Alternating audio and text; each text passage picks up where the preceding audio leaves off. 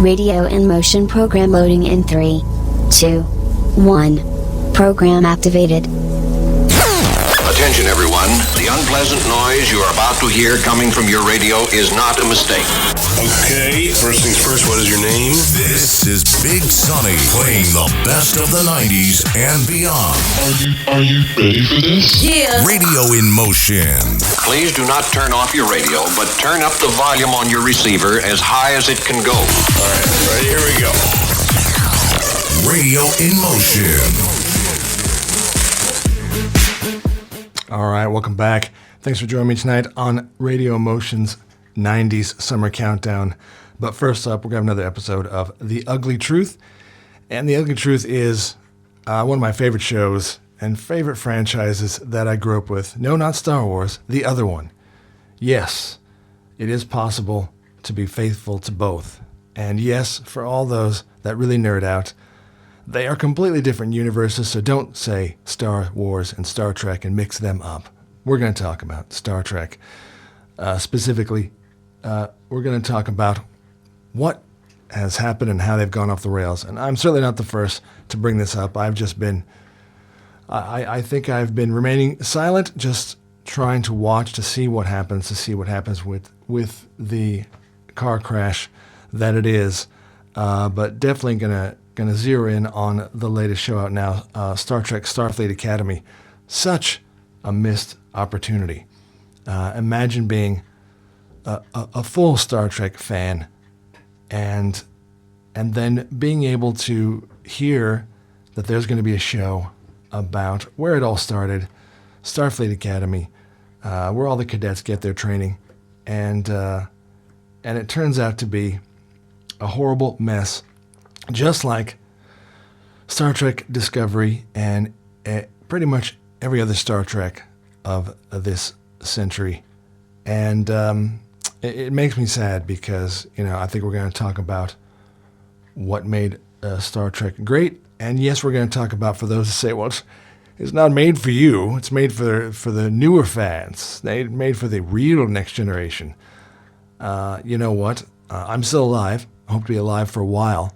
So when you make a show that has a history and it has built-in fan base, you're still making it for them. And the funny thing is, the new word on the street is that anyone complaining about any of the modern Star Trek shows, they're saying they were always like this. You just got old and crotchety and divisive and political. No, I'm going to explain how Star Trek always was. And the fact is they said, well, Star Trek was never for you because you can't handle the modern Star Trek. It was always about divisiveness and politics. Maybe there are elements of that in there, but yes, all the original Star Trek and Next Generation and all the shows previously were 100% made for me because I loved them, as well as many of the other fans. And these are the same fans that are absolutely turning on the show. So, again, I'm nerding out, so if you're not into Star Trek, well, stay tuned. Maybe you'll learn something, and maybe you'll understand why it is there are so many fans. And no, it's not Star Wars. That's a whole other conversation. So what Star Trek was, its core philosophy.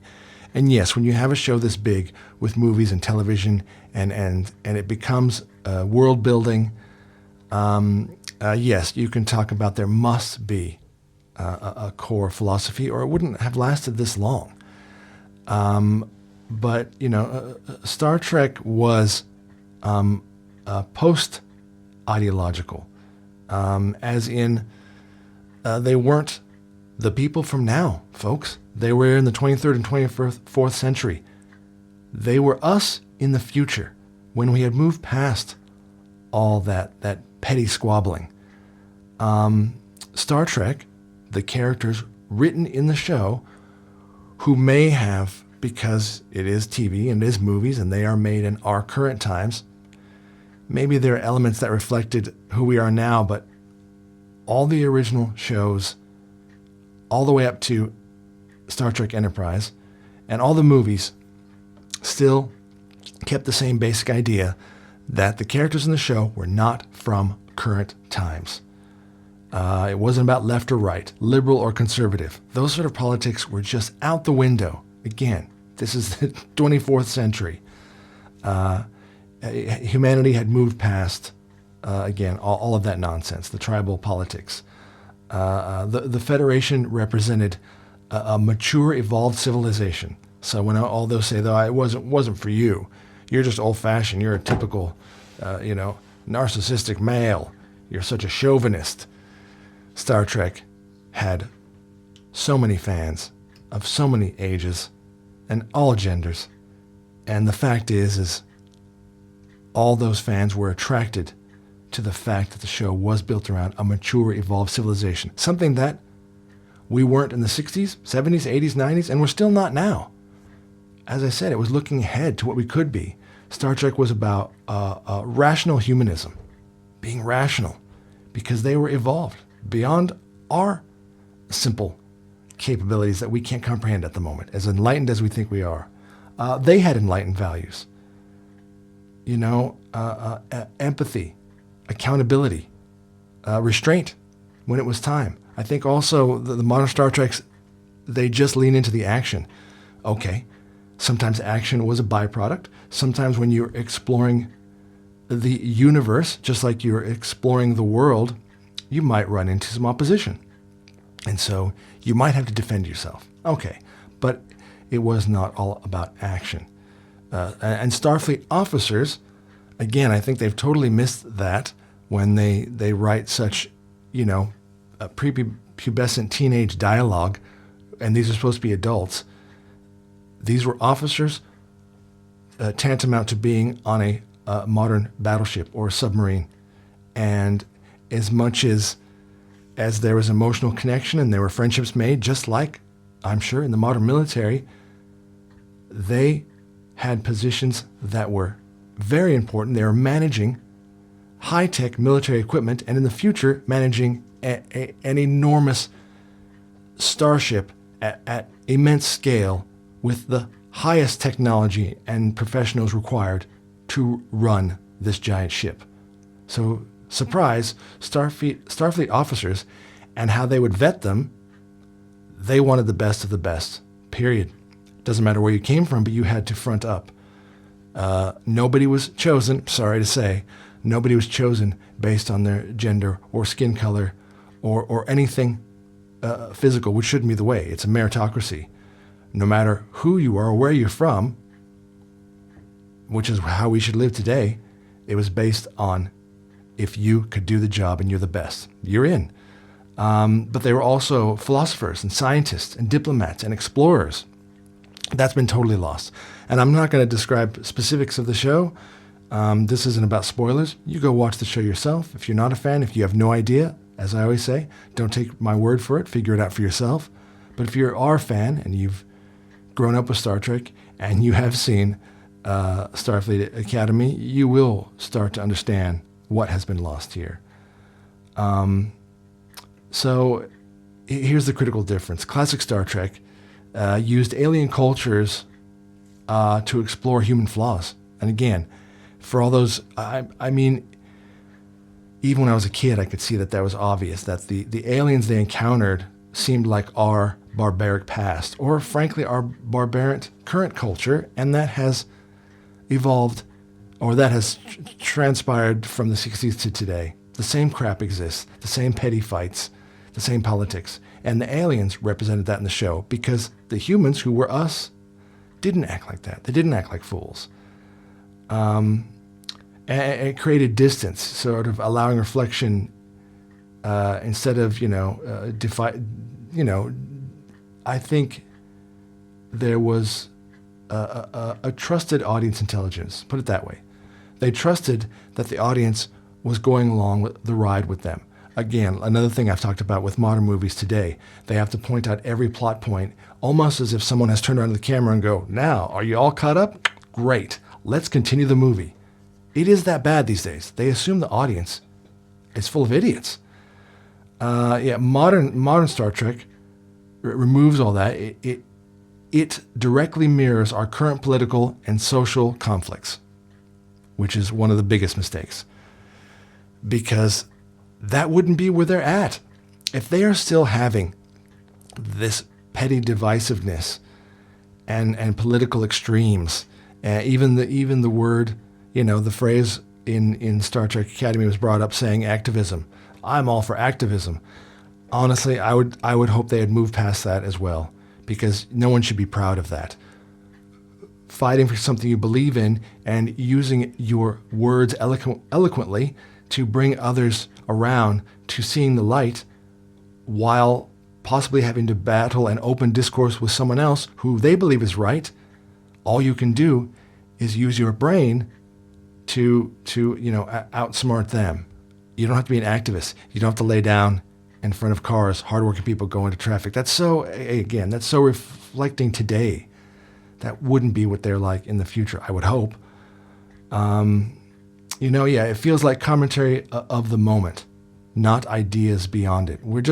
The show is just, it's not sci-fi because there is no leap of science fiction of what will come, what will be next, what is to come. It's just a lot of flashy neon and lens flares and a cool looking set, and it looks like the future, but everyone in there are a bunch of dullards. And the result is there's no universality sort of thing. There's no timelessness. There's no sense of evolved future. There's no sense that anyone on the show is evolved and living in that century. Starfleet Academy, it's used to imply, again, extreme discipline, elite responsibility. And when I say elite, I don't mean based on money or anything like that. Elite means based on meritocracy. Everyone is even in the eyes of how they can perform. The best were chosen. I'm sorry, that's a fact. You cannot operate a starship in space and be crappy. It takes, intellectual and moral rigor, and not everyone has it. The best of the best. Sorry, again, talking about military again, it is what it is. There are the regular troops. They have their purpose. They've been trained. But, then there's SEAL team. Then there's people who have been picked out. And no, it's not always about physicality. Anyone who assumes that someone on like a SEAL team or someone who is an elite military operative or something, that it's all because they're badass physically. They send these people to do some of the most difficult jobs and deal with leading others and using their brains on a way that, you have to be intellectual and morally have a compass in order to do your job. But now it's portrayed as the show, all of them, Star Trek Discovery as well, emotionally immature. Everyone's emotionally immature. It's pretty much intern level competence. And yes, you're like, but it's Starfleet Academy. Yes, currently, of course, they can make mistakes. But in the previous shows, Discovery, it was the same deal. And they were supposed to be officers on the deck of a starship. But even, I have to say, in Starfleet Academy, they are also only choosing the best of the best, okay? And, it's all about personal drama over professional duty. And you're saying, oh, your show sounds boring. You can have drama, you can have humanism, but you have to stick with the core of what the point of that is, choosing the best. And the cadets, they behave like contemporary college students, practically just doing beer bongs and stuff. That is also not, I think, reflecting what we assumed you envision what Starfleet Academy would be. Only the best are going to get to explore the universe. The rest can be amazing things on Earth. You're just not capable to deal with the stress and pressure of the kind of decisions that come with being, billions of miles from home on an alien world, to make decisions for yourself and your crew to survive. Yeah, I would say only an elite person would be able to accomplish that. And Star Trek Discovery's sort of fundamental misunderstanding of Star Trek and Starfleet Academy. It was never about one special person. Never was. Certainly they were the main characters, and their relationships as Kirk and Spock and McCoy, Picard and Riker. Yes, but it was still, it was constant. It was never about constant emotional breakdowns. I'm going to be honest. Not to say that there wasn't emotion and anger and fear and crying, but they were Starfleet officers and had to push past that in order to be a leader. If your leader breaks down every 5 minutes crying and talking about, like it's a show, The Housewives of Orange County, I'm sorry to say, I'm pretty sure no one is going to follow that person, man or woman. You need to be strong and brave to set an example.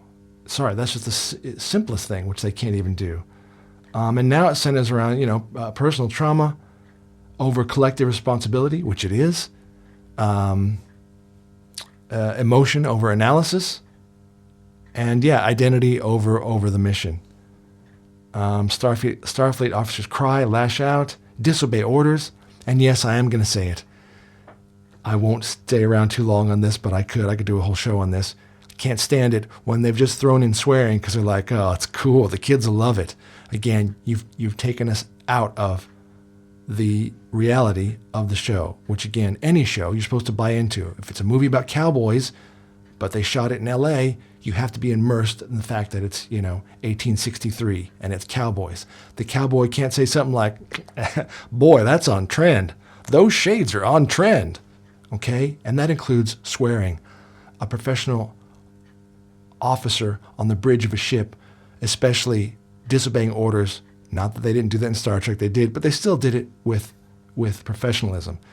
You don't say to your captain, "Oh, screw you, man. Oh, the hell with that. That's bullshit." And all the other, profanity.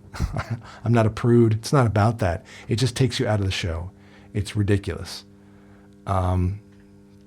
So yeah, that's just one of the things. And I think there's a loss of accountability.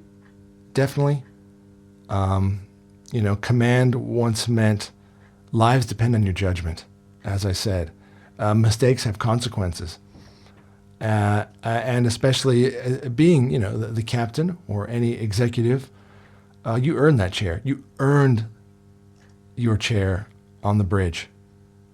Picard, Sisko, Kirk, Janeway, they carried the weight of command visibly. They all played those parts well. And again, they balanced compassion with discipline. That was the best thing between Kirk and Spock and McCoy. They sort of represented all the different parts of not just humanity, because Spock was Vulcan, but the ways that species, if we're not the only ones, and there's other species out there, about how we can be very critical and overly emotional with rage, and also very reserved and analytical, and that is the amazing balanced, relationship. And modern Star Trek, it undermines the hierarchy completely. It undermines competence. There is none. And it undermines earned authority. Because again, you don't just get thrown on the bridge of a starship commanding your crew if someone picked you out of a hat. Starships are essentially flying cities, okay? Military-grade, state-of-the-art technology. But yeah, sci-fi has been replaced in these shows with vibes. Vibes, the vibe. Even the poster of Starfleet Academy, like everyone pointed out, it looked like One Tree Hill with some Star Trek uniforms. They're all laying in the grass. And again, you're like, well, that's because the show's not for you. It's for the modern audience. Well, the modern audience is not getting Star Trek. The modern audience is getting Dawson's Creek in space. And that's not Star Trek. Again, classic Trek, loved tech explanations. Yeah, it was nerdy. It should be. That's the sci in sci-fi. Systems logic. There was a logic to how things worked, as there should be. Problem solving through intellect. That doesn't even happen. The modern Star Trek is It's all about the emotional beats and the visual spectacle, like I say, rather than, and it doesn't have to be boring. Before the explosion, maybe there's a conversation about what the best way to get through this, and it involves, something scientific and logical, and maybe there's an argument. Nowadays, it's all just action. They jump right into action, and it's not Star Trek. Again, it's about a balance. And there's vague science as a set dressing. Sorry to say. Again, yes, Star Trek, science fiction. Yes, is the fiction part. But usually it's based in something that we believe is tangible, as well as the things we know are tangible, based on our current science logic. But now it really is just set dressing. It is just the look of it. The whole place looks like a giant neon mall, but nothing is really explained. Why the ships... Yeah, I know this is getting really nerdy, but this is it. This is Star Trek. The ships had a logical design for a reason. And now, it's just set dressing. It serves no point. And like I say, if you say, Gen X, Star Trek was never for you. No, the show changed. Gen X connected deeply with the original series and the Next Generation, Deep Space Nine, and Voyager, 100%. Why? Because these shows respected the audience. They didn't dumb it down. They assumed curiosity and patience and intelligence. And look, if it wasn't for Gen X, Star Trek probably wouldn't have survived long enough, frankly, to reboot it. So thank you. Thank us. It wouldn't have stuck around. It would have been, again, like Gene Roddenberry tried to explain to the networks, like wagon training in space. They didn't quite like that.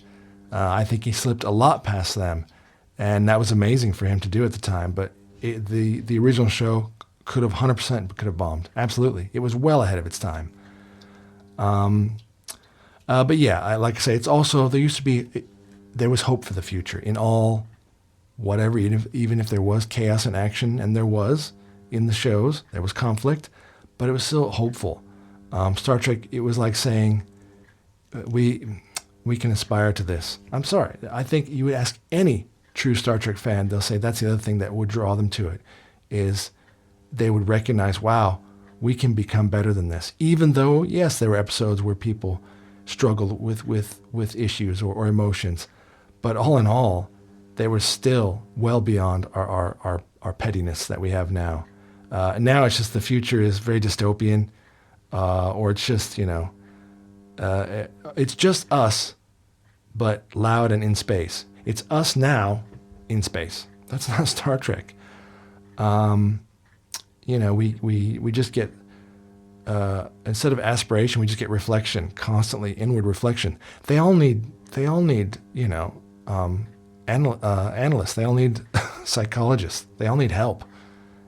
And we don't get wisdom, we get ideology. And I can't stand that. So, where Star Trek should be again is true science fiction. Ethical dilemmas without obvious answers. I feel like everything here also has to have it, again, to dumb it down, has to be an obvious answer, usually reflecting modern times. Well, obviously, this is why, and you're wrong. There were plenty of Star Trek episodes that did not resolve. They ended on, it's a lot to think about, or, I don't know, There were I don't knows. That is more real life than these shows are. Calm, rational discourse amongst adults and under pressure. That was Star Trek. Making snap decisions under pressure, but while still trying to be calm and rational without freaking out. Well, let me tell you, watch StarFleet Academy, and they're all just having an emotional freak out. I'm sorry, you'd be dumped right away. I would not put you in charge of a starship. It should be, again, about brave explorers as ambassadors of hope, because that's what it was. Starfleet and the Federation also were not perfect, but a lot closer than planets at that time evolved in the future in the 24th century who were still battling in archaic tribal ways like we are now. And when the Federation would come upon them, they would go, not judging, but just saying, look, just some tips for you. Maybe look into this, giving them hope that there was a better future than their petty struggles. A future where humanity earned its place to be able to travel amongst the stars. Just like you earn the seat in the chair, you earn your place to be able to take that next step. Not where it drags today's dysfunction, okay? I'm tired of seeing Star Trek where it just drags all of today's problems in current society thing into the show. StarFleet Academy, and it's failing, by the way, if you don't know. I should have said that at the top. It's not doing well, and it's not going to do well, not because the fans are bailing or because of evil, white, heterosexual, chauvinistic males. It sucks. It's failing because it isn't for anyone. It's not what Starfleet should be. It's not what Star Trek promised. And, it's not even representing any of the core philosophy that mattered in the first place. So, look, that's my rant on that. Like I say, I've stayed quiet for a long time. I haven't really put my 2 cents worth in, but I can't stand it, and it's not something I can support, and that's sad because, really a huge fan of Star Trek. Now I just have to look back to the past to find solace in the original movies and TV shows, and hope that one day maybe we'll take a break. I think that's what it is. Yes, I will mention Star Wars and other franchises. Hollywood has run out of ideas. I think they just have to keep milking something. Marvel and Predator and Terminator and every single franchise from the 80s needs a break. It needs a rest. Come up with something new, that'd be fun. Something new would be fun. But either way, take a break. And maybe when it comes back, there's hope someone could start again, because it is all about the right people and who fight the good fight to bring it back to what it used to be and what it should be. All right, that's it for my rant on the ugly truth. Coming up next, more great tunes on our 90s Summer Countdown on Radio Motion. You're listening to 99.3 FM, Sunbury Radio, and we'll be right back, as always, after word from our awesome sponsors who keep the whole deal going.